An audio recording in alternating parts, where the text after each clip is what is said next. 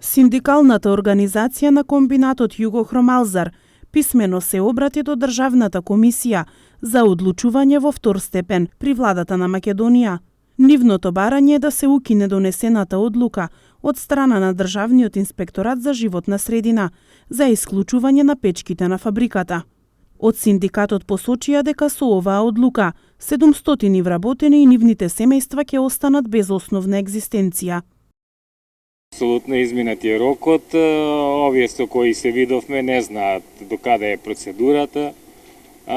Значи, нам ни останува само да вршиме притисоци за позитивно решавање, не било какво решавање, туку позитивно решавање на барањето на Југохром да продолжи со работа и истовремено да се градат тие постројки. За невладини организации, апел до нив, не смеат да толерират да го изманипулираат народот. Тие со нивната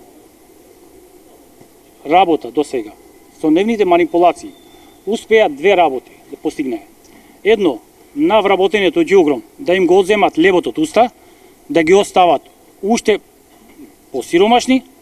Од друг аспект, успеа граѓаните од тоа да ги изманипулираат, а додека и они више треба да се свестат дека од ден денес тие сисат, вдишуваат загаден воздух.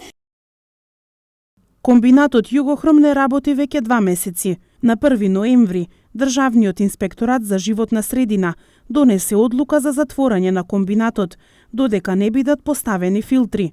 Синдикалната организација на Југохром Алзар во писмото инсистира и државните институции да направат анализа кој вистински го загадува тетово и колку е процентот на материи кои се испуштаат од комбинатот, а менаџерскиот тим со уште побрзо темпо да продолжи со изградба на системот за опрашување.